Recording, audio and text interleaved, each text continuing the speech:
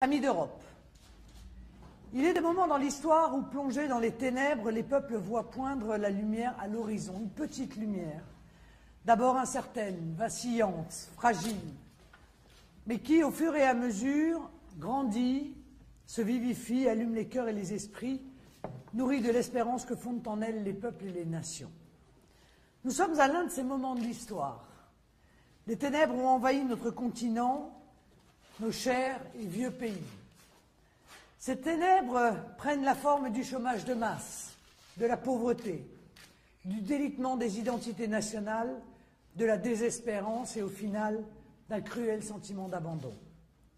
Des décennies de mensonges ont peu à peu transformé la belle idée européenne en un monstre froid, bouffi d'orgueil et de mépris pour les démocraties et les souverainetés. Un monstre tapi à Bruxelles, prêt à sacrifier les peuples, leur prospérité, leur culture, leur fierté et l'avenir de leurs enfants au nom de dogmes devenus année après année aussi sacrés que sont les dogmes religieux.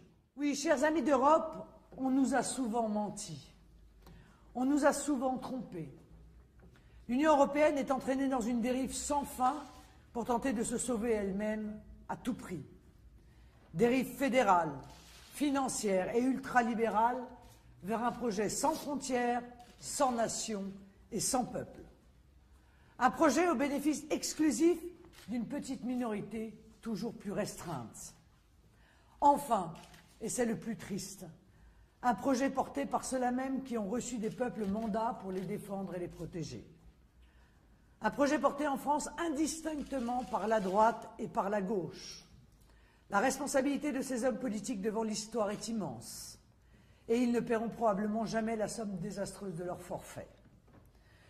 Mais un projet aujourd'hui aux abois, en voie d'affaiblissement, qui réagit par le durcissement et la violence parce qu'il sent qu'il est sur le point de terminer. On nous avait vendu la paix, et beaucoup ont cru au projet européen parce qu'il mettait fin à la guerre entre les peuples d'Europe. Belle idée, certes. Mais c'est désormais vers la haine, vers la guerre que nous conduit l'Union européenne en attisant les tensions, le ressentiment et les rancœurs entre nations. Dans sa chute, cette Union européenne a déjà entraîné trop de nos pays. La Grèce, le Portugal, l'Irlande, Chypre, l'Espagne, l'Italie. D'autres nations sont en train de sombrer. Demain, la Slovénie s'écroulera. La mienne, la France, prend maintenant la voie empruntée par les premières. Elle les rattrape à grands pas sur ce chemin de la nuit des peuples. Partout, une forme d'esclavage ressurgit à travers les terrifiantes politiques d'hyper-austérité. Elle saigne les peuples sans but ni résultat. Les uns paient, s'endettent, les autres sont étranglés, voient leur salaire et leur retraite chuter, alors que le vautour de Bruxelles lorgne désormais ouvertement sur l'épargne, parfois accumulée tout au long d'une vie de travail. Les jeunes de nos pays le crient. Vos erreurs, notre futur. À travers cet appel que je vous lance, amis d'Europe, c'est à nos jeunes que je veux répondre. Je veux pour nos fils et pour nos filles d'Europe un avenir. Nos nations sont riches, et leur talent, de leur histoire et de leur culture. Nous n'avons pas le droit de baisser les bras. Chypre n'est pas une fatalité. Nous avons au contraire le devoir d'être fidèles à ce que nous sommes, le berceau de brillantes civilisations qui ont changé la face du monde.